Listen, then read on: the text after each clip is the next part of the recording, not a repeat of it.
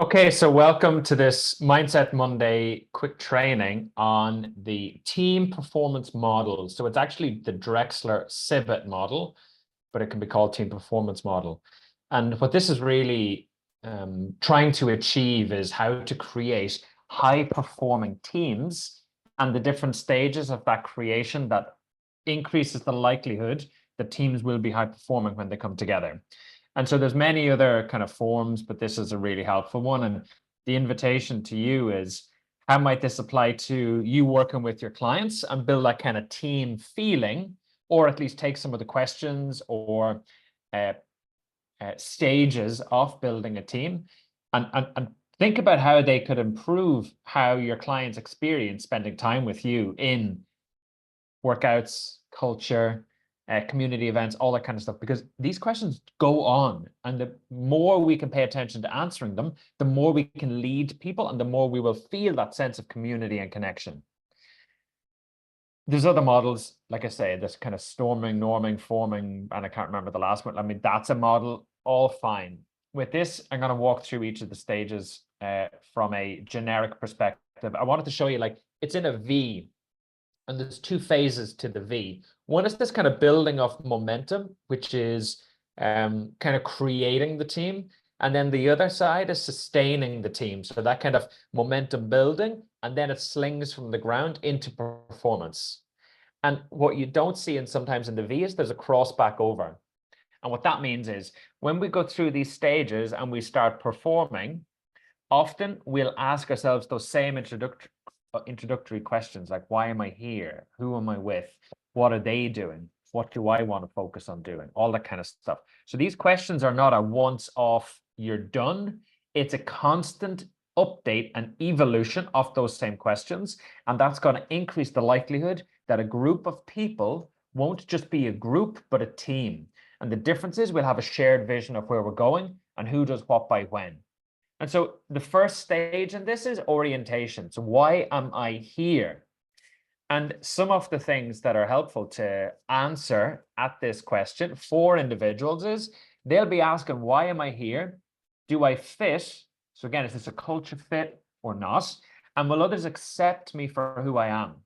And so this may be some of the reasons why, if you have people joining your community, they just don't fit, or at least they feel that they don't fit because they see people acting in certain ways that don't align with them. So again, why is that person here? And that kind of integration of people as they join your community is really important. And again, if you can facilitate them answering these questions and feeling that sense of fitting and being accepted by others, then we move on to the next stage. But when this orientation phase is resolved or unresolved, this is the difference. Unresolved, you will get people that are disoriented. You'll create uncertainty and fear, and that's no environment. Sorry, that's no state to feel connected to, and people are likely to move away from that. If it's resolved, people feel a purpose, like they're working towards something. They'll feel this kind of team identity, like Go Raptors, or MU for like Man United for life, or like Anfield singing the songs. My mind has gone blank for that part. You'll never walk alone, right? So there's this kind of shared feeling of membership. There's we're part of something, and I know where we're going, and I know that I fit, that I'm accepted. When we go through that one, then there's trust building. So we know individually why we're here. Now we want to know why you're here. Because you can't build trust on you can't build it on your own, you build it with other people. And so the question is, like, who will I be working with if that's a team? But who will I be working out with if that's a community, right? What are the expectations? What are the agendas of other people? Are they trying to achieve the same goals? For example, is it a High Rocks gym or workout? And then what are their competencies? So if I'm going to trust you, I need to know you're good at what you do. I need to know your intentions or your agenda, your expectations of me, but also your expectations of yourself. And again, more insight into both the human behind who you're working with. And so again, unresolved at this stage is a little bit of caution. So I'm not sure I can trust you, a little bit of mistrust. I may be a facade, like I don't know that I can be myself. I don't know that I can trust being authentic in that kind of place.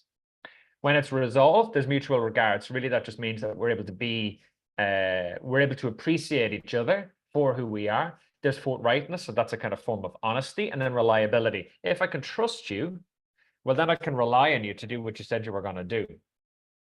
That moves us to the next stage. So now we know who I am and why I'm here. We know why you're here, and we trust each other. Then it's around, what are we going to do? So clarity of team goals. Again, that could be a collective. What are our goals as a collective? What are the assumptions? So are we assuming that everything could go right, or everything could, I mean, whatever those assumptions are. Vision. So again, that future vision we're working towards. And then that kind of focus on priorities. Who does what by when? Well, sorry, no, ignore that I said that. That's coming up. But a focus on priorities is, out of these 10 things, what is our team or community going to do? Because it's not all priority. If everything's priority, nothing's priority. So that's important. How do we prioritize and get clear on what's the work to do? If it's not resolved, so we don't answer these questions, people feel apathy, like they don't really care. They're a little bit skeptical, and they're feeling like there's an irrelevant sense of competition. Like if people aren't clear, you mow the lawn, you paint the fence, they're going to try and do everything because they're not clear that there's a separation of roles. But if we don't resolve these things, this will happen. If we resolve it, there's explicit. So we talk about the assumptions. I'm making the assumption that we get the garden done, and then we'll relax. I don't know, I'm just making stuff up. There's clear integrated goals. So integrated just means together. We're all trying to achieve the same thing. And again, that kind of shared sense of vision. Then it's commitment. So this is that kind of stage where now we start getting like the rubber hitting the road, that sense of momentum that's building. And now we're going to talk about, we know what we're going to do. Now it's how. How will we achieve this thing? How will we do this? Do we have resources? So that could be time, energy, and attention, but it could also be like technology or support or whatever that is. Do we have the time? Do we have the staff? Do we have any bottom line constraints? Like, do we need to think about costs? And our, like, this kind of sense of agreed roles are key. So you do this, I do this, and now we know how we're going to proceed. If it's unresolved, there's a dependence, like people needing to lean on the team leader or the boss for answers, for suggestions, for any kind of decision making that they need to make. And there's a little bit of resistance because they're not clear on how they're going to achieve the thing. So it's easier in that case, because it's too uncertain, to resist moving forward. So we know what we're going to do, but we don't know how. That's quite uncertain. I'll move away from it. If it's resolved, so if there's clarity created at this commitment stage of how we're going to do the thing, well, then there's assigned roles. You're doing this, I'm doing this. We allocate resources. So you get a pickaxe, I'll get the lawnmower. And you see how that helps make decisions. Then we get to implementation. So this is where we start doing stuff. Who does what by when and where? We think about timing and scheduling, and that dominates this stage. If it's unresolved, there'll be conflict, like competing for different things, and confusion about who does what by when. There'll be non-alignment. So I'm going in this direction and you're going in that direction. And so, of course, if that happens, we're going to miss the deadlines that are actually shared. If it's resolved, so if we answer these questions for people, there's clear processes, there's alignment, and there's disciplined execution. So more productive, because the guardrails around how people can move through or towards something is clear. Like, I do this, you hold this, that person holds this. Now it's really clear, and now we can just do the work, do what needs to be done. And you see how all of this relates to building communities, building tribes, building this kind of shared sense of, is this a group of people that are just coming together, or are we a team? And so for again, just asking yourselves these questions. How does this relate to what I'm building with my clients? Or how does this relate to how I lead the team that I have in the gym? It's really powerful. Next is high performance. So when we've answered all those questions, we've built the momentum, and now we're bouncing up. This is when we get to high performance. So methods are mastered, so we get good at doing the thing, and a team can begin to start flexing and adapting to whatever's happening in the environment that it's operating in. So it can start doing the do, and because it has that trust, clarity, support, resources, all that kind of stuff, it can just get on with stuff, but it can also make updates to the progress that it's making.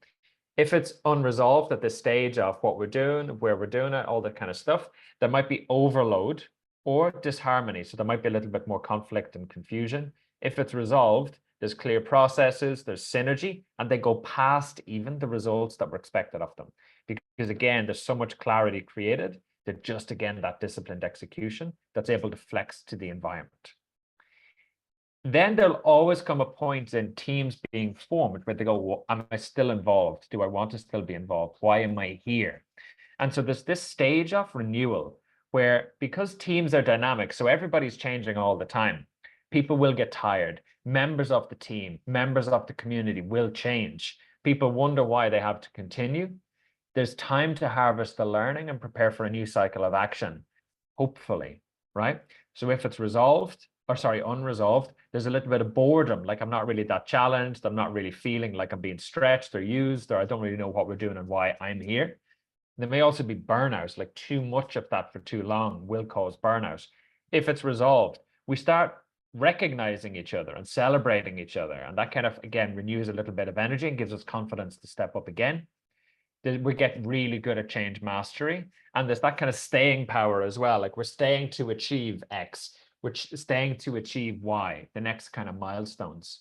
So that's like a really quick walkthrough of this team performance model. Hopefully you can see all of these questions will be asked by your community, but also your team members. And if we can spend time having conversations, not just one, through each of these stages, and having to go back every now and again, not necessarily from renewal to orientation, but definitely from 1 to 2 or 2 to 1, 2 to 3, 3 to 1, whatever that looks like. This is multiple conversations during the time. And that's going to just kind of generate the right amount of energy and foundation and grounding for the team to perform. And so again, there's that kind of creating phase and sustaining phase.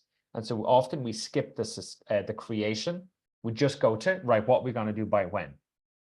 And doing those initial earlier stages and steps is really powerful for performance. So hopefully that was helpful. Let me know any questions below, and we'll speak soon.